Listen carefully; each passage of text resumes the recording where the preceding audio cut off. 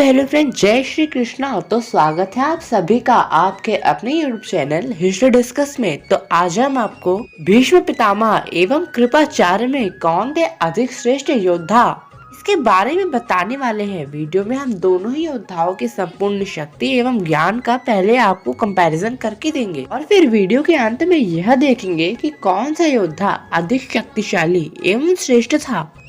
तो मित्रों, वीडियो शुरू करने से पहले यदि आपने हमारे YouTube चैनल को अभी तक सब्सक्राइब नहीं किया है तो जल्दी से सब्सक्राइब कर ले और पास में लगे बेल आइकन को भी प्रेस कर दे, जिससे हमारी सभी वीडियोस की जानकारी आपके पास सबसे पहले पहुंचे। और यदि हो सके तो हमारे इस वीडियो को अंत तक अवश्य देखें। पितामह भीष्म ने अपने जीवन काल में कई गुरुओं से शिक्षण प्राप्त कर रखा था। पितामह भीष्म ने महाभारत काल में जैसे देव गुरु बृहस्पति से उन्होंने दंड नीति, शुक्राचार्य जी से राजनीति, ब्रह्म ऋषि वशिष्ठ जी से उन्होंने वेदों का ज्ञान प्राप्त किया। ऋषि चैवन से उन्हें अन्य शास्त्रों एवं आयुर्वेद का ज्ञान प्राप्त हुआ था। ऋषि सनत कुमार जी से पितामह भीष्म ने मानसिक तथा आध्यात्मिक विज्ञान सीखा और परशुराम जी से युद्ध कला, धनुर्विद्या तथा दिव्य अस्त्र एवं अस्त्र शस्त्रों का ज्ञान प्राप्त किया। और भीष्म पितामह को अपनी भीष्म प्रतिज्ञा के चलते अपने पिता शांतनु जी से इच्छा मृत्यु का वरदान भी प्राप्त था। जब काशी नरेश ने अपनी तीनों पुत्रियों का स्वयंवर रचा था तो उस स्वयंवर में उन्होंने हस्तिनापुर को आमंत्रण नहीं दिया था। और जब यह बात भीष्म पितामह को पता चली तो वे बहुत अधिक क्रोधित हो गए और काशी में जाकर उनकी तीनों पुत्रियों का अपहरण कर लिया और वहां उपस्थित सभी शक्तिशाली एवं महातेजस्वी राजाओं को अकेले ही पराजित कर दिया। भीष्म पितामह काशी नरेश की तीनों पुत्रियों को अकेले ले जा रहे थे तो उन पे शाल्व नरेश ने वहां पे आक्रमण भी किया था, परंतु भीष्म पितामह की शक्ति के सामने शाल्व नरेश तथा उनकी सेना टिक नहीं पाई थी। पितामह भीष्म ने उन्हें कुछ क्षणों में ही हराकर वहां पे उनकी सेना सहित रोक दिया था और वे हस्तिनापुर आ गए थे। एक बार भीष्म पितामह का युद्ध भगवान परशुराम जी के साथ भी हुआ था। यह युद्ध बहुत ही भयंकर तथा विनाशकारक था। युद्ध की शुरुआत में तो परशुराम जी भीष्म पितामह पे बहुत अधिक हावी हो गए थे। परशुराम जी तथा भीष्म पितामह का युद्ध कई दिनों तक चला था। युद्ध में दोनों ही वीर योद्धाओं ने एक दूसरे को बहुत अधिक घायल किया था। दोनों ने ही धनुर्विद्या का अद्भुत कौशल का प्रदर्शन किया था। दोनों ही वीर योद्धाओं ने एक दूसरे के सभी दिव्य अस्त्र को भी नष्ट कर डाला था, परंतु भीष्म पितामह के पास वसुओं द्वारा दिया गया एक प्रस्वापास्त्र अस्त्र था और इस अस्त्र का उत्तर भगवान परशुराम जी के पास नहीं था। भीष्म पितामह यह अस्त्र भगवान परशुराम जी पे प्रयोग करने जा रहे थे तो नारद जी बीच में आ गए थे और उन्होंने भीष्म पितामह को इस अस्त्र का उपयोग करने पर रोक दिया था। उन्होंने कहा था यदि भी इस अस्त्र का उपयोग भगवान परशुराम जी पे करेंगे तो भगवान परशुराम जी निद्रा में चले जाएंगे, जिससे उनके गुरु का बहुत अपमान होगा। नारद जी की यह बात सुनकर भगवान परशुराम पे भीष्म पितामह ने प्रस्वापास्त्र अस्त्र का उपयोग नहीं किया था। परशुराम जी के पास इस अस्त्र का कोई उत्तर नहीं था, इसीलिए उन्होंने अपनी पराजय भी स्वीकार कर ली थी। भीष्म पितामह तथा परशुराम जी के युद्ध पे हमने पूर्व काल में एक वीडियो बनाई थी, जिसमें हमने इन दोनों योद्धाओं के पूर्ण युद्ध का बड़े ही विस्तार से वर्णन किया था। यदि आप चाहें तो वह वीडियो देख सकते हैं हमारे ही चैनल पे। विराट युद्ध में भीष्म पितामह ने अर्जुन का सामना सबसे अधिक कुशलता से किया था। भीष्म और अर्जुन ने एक दूसरे को कई बार घायल किया विराट युद्ध में, परंतु भीष्म पितामह पर अर्जुन हावी हो गए थे और पितामह को पराजित कर दिया था। जब विराट युद्ध में अर्जुन ने सम्मोहन अस्त्र का प्रयोग किया था तो सम्मोहन अस्त्र का उपयोग अर्जुन ने सभी योद्धाओं को सुलाने के लिए किया था, परंतु सम्मोहन अस्त्र का प्रभाव भीष्म पितामह पर नहीं पड़ा था, क्योंकि भीष्म पितामह के पास सम्मोहन अस्त्र की काट थी।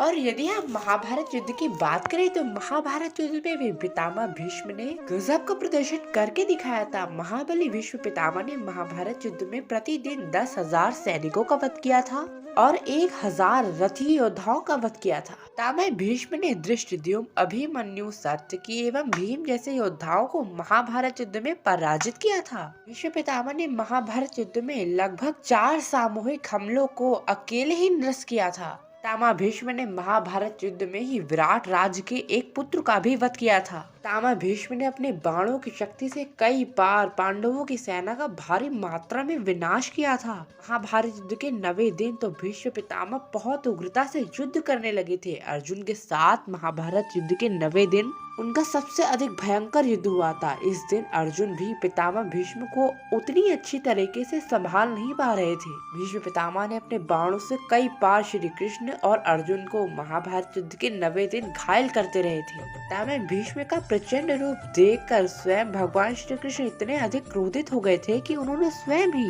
अपनी शस्त्र न उठाने की प्रतिज्ञा को ही तोड़ दिया था और महाभारत युद्ध में उन्होंने भीष्म पितामह के खिलाफ रथ का पहिया उठा लिया था।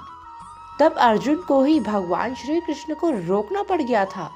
और मित्रों, यह बात भी सच है कि भीष्म पितामह के युद्ध में रहते पांडव कौरव पक्ष की किसी भी बड़े योद्धा का वध नहीं कर पाए थे और भीष्म पितामह ने स्वयं ही पांडवों को अपनी मृत्यु का रहस्य बताया था।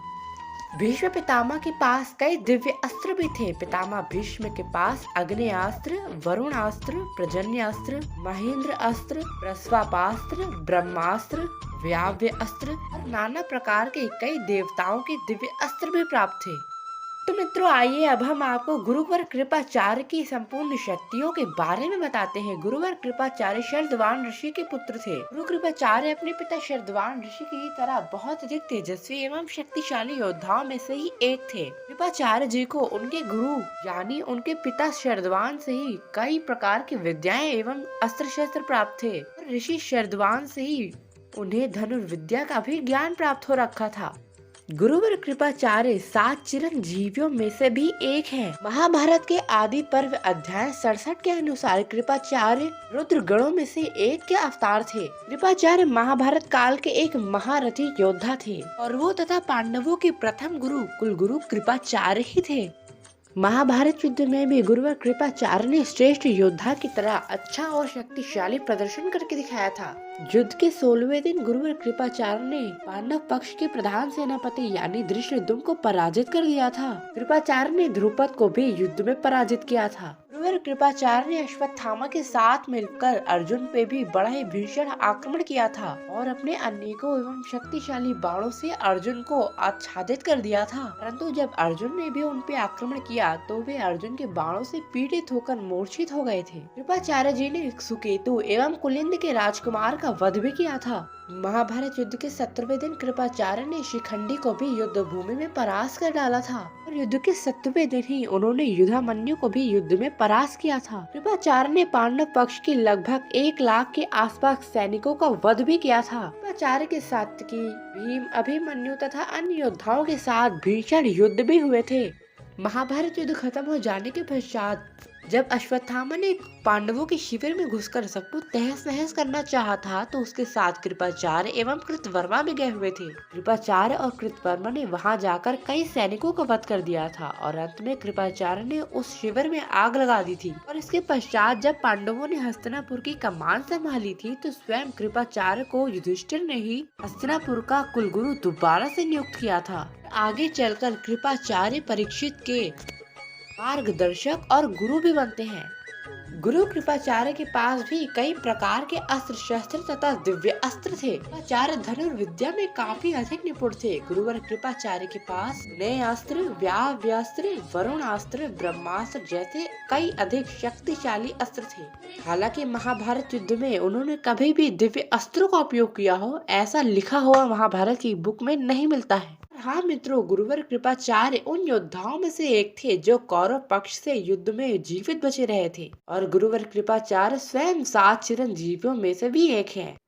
तो अब हम आपको यह बताते हैं कि पितामह भीष्म तथा गुरुवर कृपाचार्य में कौन था अधिक श्रेष्ठ। यदि महाभारत युद्ध के आधार पे देखा जाए तो किसने अधिक अच्छा प्रदर्शन किया महाभारत युद्ध में। मेरे विचार से पितामह भीष्म ने महाभारत युद्ध में कृपाचार्य के मुकाबले अधिक एवं अच्छा प्रदर्शन किया था। पितामह भीष्म ने महाभारत युद्ध में बड़े बड़े योद्धाओं को परास्त किया था और वे अर्जुन पे भी हावी रहे थे। यह तो निश्चित है कि पितामह भीष्म ने महाभारत युद्ध में कृपाचार्य जी से अच्छा प्रदर्शन करके दिखाया था। और यदि मित्रों दिव्य अस्त्रों की बात करें कि किसके पास अधिक दिव्यास्त्र थे, तो निश्चित रूप से इसमें भी पितामह भीष्म ही आगे हैं। कृपाचार्य जी के मुकाबले उनके पास अधिक शक्तिशाली दिव्य अस्त्र थे। और यदि मित्रों ज्ञान के विषय में बात करी जाए तो दोनों योद्धा ज्ञान में बहुत आगे थे, परंतु पितामह भीष्म को ज्ञान में भी अलग अलग प्रकार के ज्ञानों का विद्वान माना जाता था। पितामह भीष्म को कई चीजों का ज्ञान था। पितामह भीष्म ने कई महान गुरुओं से शिक्षण प्राप्त किया था, इसीलिए उनको कृपाचार्य जी के मुकाबले अधिक ज्ञान भी प्राप्त था।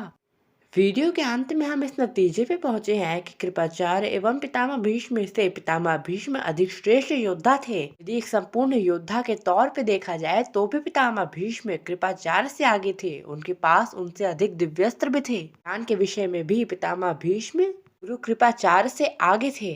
तो इसी के साथ हमारा आज का वीडियो यहीं पर समाप्त होता है। यदि आपको हमारी वीडियो पसंद आई हो तो कृपया हमारी इस वीडियो को लाइक अवश्य करें, और यदि आपने हमारी वीडियो को अभी तक शेयर नहीं किया है तो कृपया आप शेयर भी कर सकते हैं। और यदि आप हमारे चैनल पर नए हैं और आपने हमारे चैनल को अभी तक सब्सक्राइब नहीं किया है तो कृपया जल्दी से सब्सक्राइब करें। पास में लगे बेल आइकन को भी दबा दें, जिससे हमारे सभी वीडियोस की जानकारी आपके पास सबसे पहले पहुंचे। तो मिलते हैं नेक्स्ट वीडियो में, तब तक के लिए आप सभी को जय श्री कृष्णा, जय श्री राम, हर हर महादेव।